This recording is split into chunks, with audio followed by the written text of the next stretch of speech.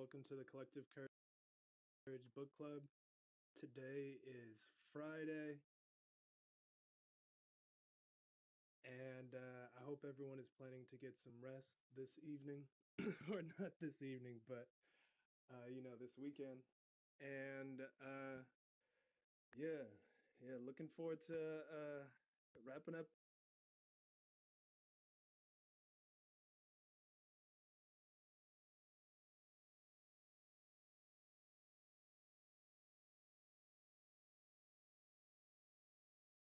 That. Thanks for joining Ambitiously Imperfect. I appreciate y'all. Just getting set up. 1 second.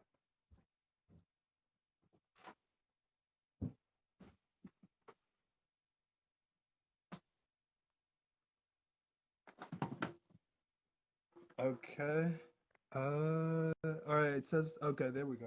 What's going on, brother? Hey man, how you doing?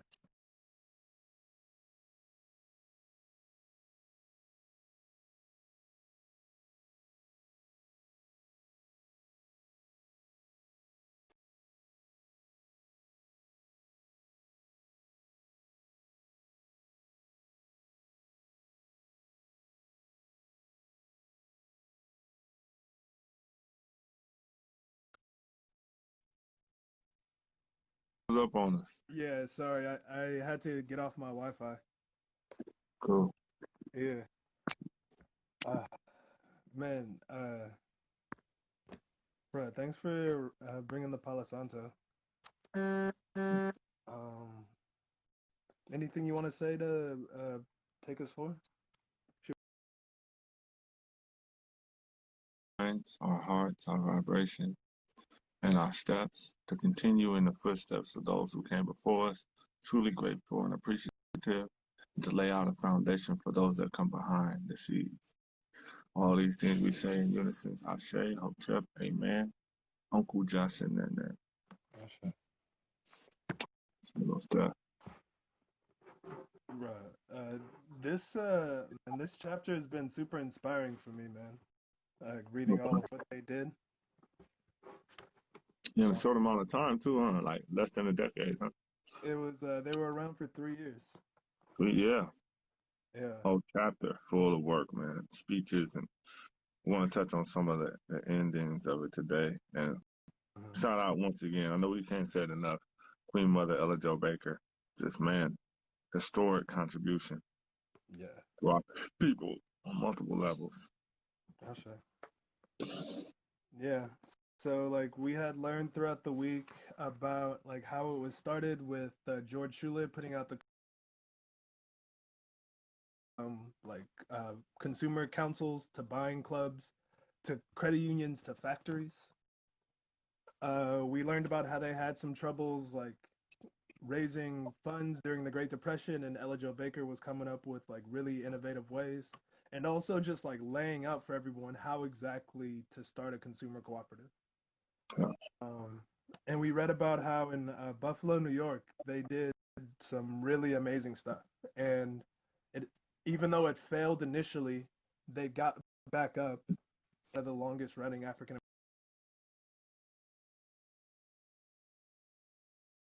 When you stop trying, and we pick up where our ancestors left off, Yeah. and that was what they had: grocery store.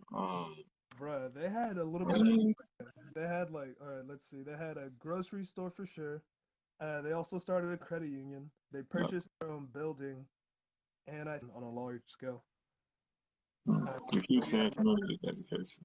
Yeah, we had learned like the like one of the founders had like left a note about like what happened and why it didn't work out. And the first thing that was there was black businesses not supporting that co-op. And so that's a lesson moving forward. Yeah, that was what pre integration, right? So even before integrating in with white society, we saw that we weren't all the way. We didn't have it all the way together, even though we had thriving communities and ecosystems like Tulsa and others in Buffalo and other places that we've been reading about. But we didn't 100,000% have that that support, that circulating of the black dollars that we need today, that we need to see revived and restored today. Yeah. So that's interesting that we found that out just today. Yeah. So on page 124 of Collective Courage, chapter 5, we're gonna wrap up what the Young Negro Cooperatives League was doing in New York City, and then give a little bit of a conclusion that Dr. Nemhart gives us. And man, I tried to look up the Ella Baker papers. Hmm. The New York Library has, I guess, like it's in the rare book section, first of all, and it's not digitized, so you actually have to like physically go into the library to get this information. Wow. Um, so Hoops. like super. Oh, go ahead. No, I was just saying hoops. I smell a field trip coming on. Oh man, bruh, once we start, yes, yeah, once this virus thing blows over. Um, okay, so Dr. Nimhard went into the Ella Jo Baker papers at the Stromberg Center in New York, and read about this local chapter, how the local chapter held an all-day conference in 1933. Ella Jo Baker gave an address titled "Consumer Cooperation Plus the Race Loyalty Appeal." George Schuler gave a address, "Why a Cooperative Movement Among Negroes." Um, and on top of that, there were also free lectures on Sunday evenings that same year in 1933 in April. And so D.A. Cook from the Brooklyn Cooperative Association gave a speech titled "The Negroes' Economic Independence: Is It a Hope or a Dream?" And Ella Jo Baker gave another speech called "Are Harlem Consumers Throwing Away Their Money?" Hmm. Are Oakland consumers throwing away their money? Still relevant today, man. Yeah. We talked about, man. I got a field trip of my own. Finna hit a Mandela today. Oh, Like, yeah. that's Listen, right. you know, I'm about to hit up that website because I need to order like healthy food for next week because I haven't been doing that. So, right, produce from black farmers, and so yeah, man, that's the wave. shout out. Um, oh, and the East Oakland Grocery Co-op is a part of that and helping to get the grocery delivery to East Oakland. So they're not only handling West Oakland where they're at, but they're also bringing the groceries here to East Oakland if you order online.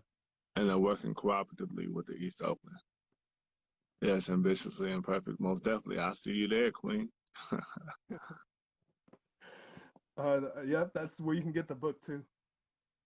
Okay, so we're seeing in September of 1933, what was called Harlem's first economic conference was sponsored by the Problems Cooperative Association, Inc.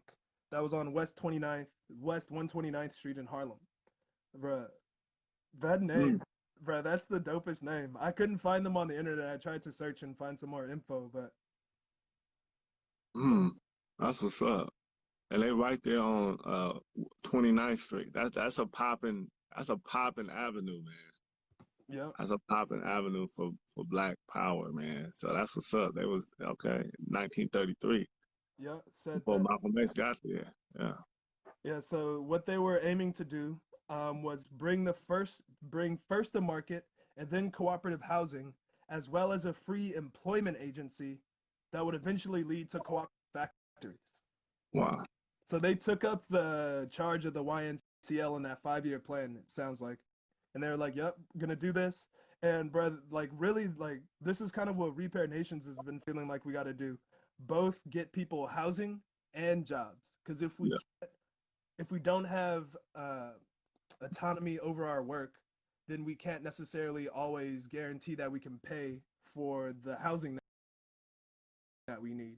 But if the housing that we need is owned by landlords who are there just to take as much from you as they can, that's also not sustainable. So it has to be both sides.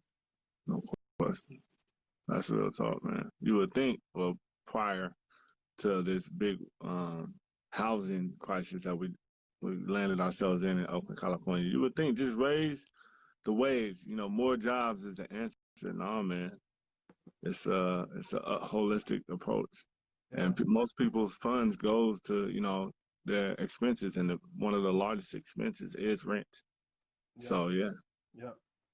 yeah, And we're doing yeah, some powerful be the things. right jobs too, because it like if you are like a lot of the jobs that left that were around in like the 30s, 40s, 50s, 60s, like manufacturing and things that paid like living wages, all of those jobs have left, and the jobs that are coming back that we're constantly like reminded that like the economy added jobs, most of those are service jobs, meaning Mm, like working at Home Depot or working at one of these big box stores or any other kind of like corporate franchise. Like that's what the jobs that are being created now, for the most part, unless you're like creating your own lane or you're in the media industry that is like billions of dollars here in California. right, right. But we're seeing on the top of page 125 that like the Young Negro Cooperatives League was also working with the Colored Merchants Association and their national stores. They had the president come by presenting findings on economic survey in their bulletin, or the program for that conference was from the Harlem Mutual Exchange, which was one of several barter exchanges operated by the Emergency Exchange Association Inc. Mm, It was a self-help barter exchange that manufactured dresses for barter and also collected shoes, clothing, and furniture for barter. Bruh, wow, powerful. powerful, Forget it, Goodwill. That's what's up. bruh. That's well and good. A barter? That's what's up, man. Yeah. Well, so they manufactured them just for barter in a time when folks really didn't have the cash they like that they would be able to use otherwise to pay for something. That's dope. So you're getting brand new goods just for barter. Wow. Maybe a little hours in the shop, work around, do some warehouse work, bringing something to equal or, you know what I'm saying, value. Wow. That's wild. What? Wow. Okay. Hmm. Okay. We're also gonna learn. Oh well, uh, Dr. Nemhard is saying that this shows a continued connection between cooperative economic strategies and self-help and mutual aid practices in the 1940s. And like it's been established like basically throughout this whole book that in addition to like a lot of cooperatives starting in study circles, a lot of cooperatives also spring up from mutual aid societies. And Mm. so, yep, they're carrying on that tradition.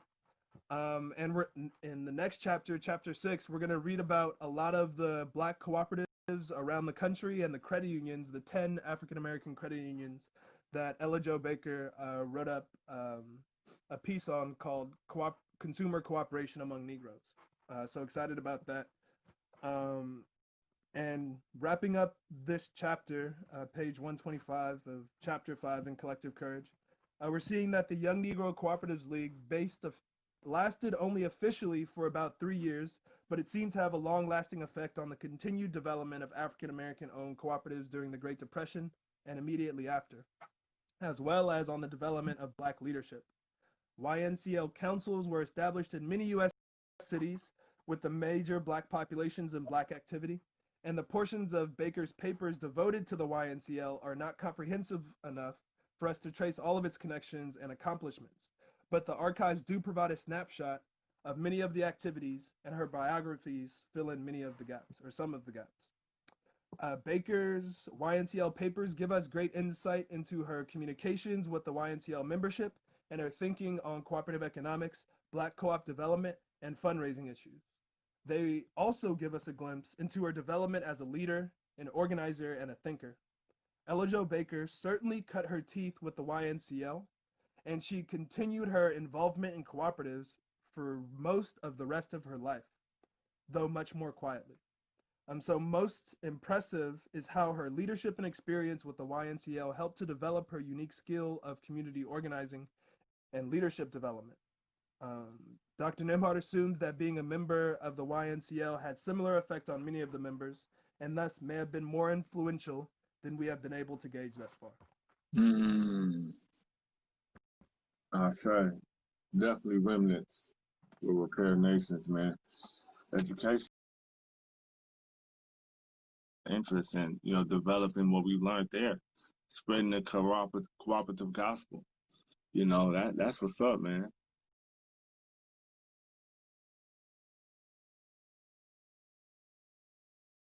Bruh, like I'm trying to hit Mississippi and New York for sure in that road trip. Okay, man. For the end of the year, bro. For the end of the year, man. All right. Yeah, Yeah. Yeah. We'll keep looking at the coronavirus things to see when like stuff will be okay. But yeah, yeah. I'm gonna get out of California and see like what's going on in other places. Are they still talking about we gonna be on lockdown or something? Because I heard some places are starting to open up, like Midwest and Yeah, like some places are, but here in the Bay Area, it's seeming as if it's spiking, and so they're like reverting back some of the openness that they had. yeah, yeah. We gotta get up out of here. Last year we dipped out to Ghana. I guess we gotta do a more national thing this year. Authentic Africa, yes. And Kind this seemed perfect. Picking up your copy today, I say. of, sure. Yeah. Oh man, I want to say this while I remember. Super grateful for RG Footprint and Kanita for reaching out to us. Like super inspired by the work you all are doing, and yeah, we'll continue to be in touch. Hopefully, Florida. yeah. But yeah, like continue to reach out to us because like our main point here is to help create business entities, cooperative enterprises that are the keys to our own future. They're going to be relevant during the time of capitalism when folks are trying to hoard all the resources, and they're going to be relevant after the new economy comes, the just transition comes, and we're sharing with each other. And so, let's be the early adopters and model for our friends and family how to do this. And yeah, I'm just man, I'm going camping near Shasta, and I hope everyone else has, something scheduled that'll like be rejuvenating. Shasta. Oh man, high vibes, bro. So, oh man. Yeah, ambitious.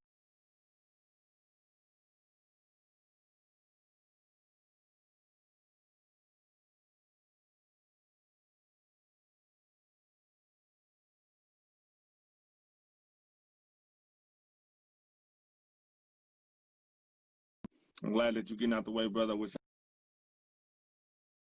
I can come with you. I'll be on the next one soon after.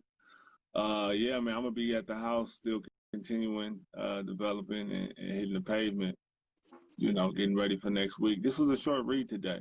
I think we only read 2 pages today. So yeah, but was looking over some things from RG Footprint. Some amazing work. Mm-hmm. Amazing work that these sisters queens are doing, man. I'm so glad to be a part of it. Yeah, and also folks are starting to hit us up asking for us to connect them into other like things that are going on. So if if you're doing something and you want to start like I don't know, extending some like see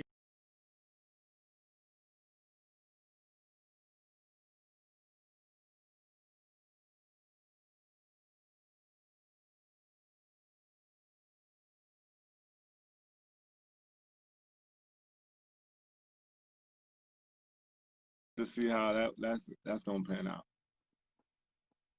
So yeah, man, many blessings. A powerful weekend. It's a powerful week this week, man. Like Bruh said, I hope people are taking some time out to really spend some time.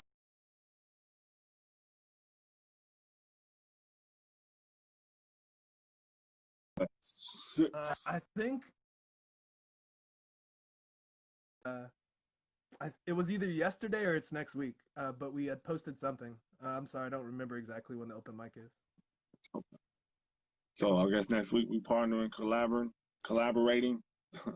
Bruh, yeah, bro. You know Mandela is always doing big things with NEX Means and the open mics. Like they got nominated for Best of the East Bay. Like, so they're continuing to do big things, bro. And I'd advise just like stopping through.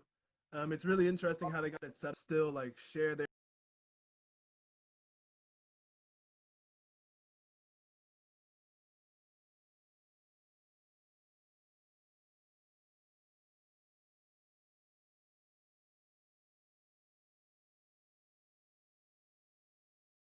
Family Day is coming up too from Authentic African. So Like Family Day. That's yeah, what's up. shoot us something. You might have sent me something and got lost in my email. So send me something again when you can. Authentic African. Shout out Authentic African for all the African made masks and garments, man. Check them out.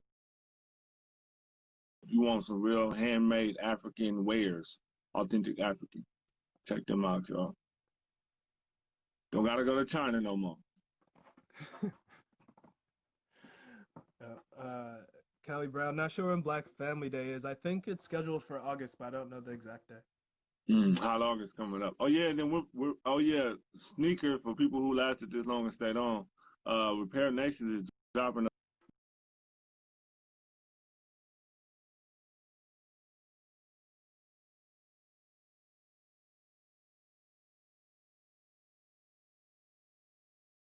little sneak peek on the website, on the Instagram. You know what I'm saying? I should. Yeah. I All think right. that's it for me, man. Oh, 22nd and 23rd. Yeah. All right. 22nd and 23rd. Bruh, you wanna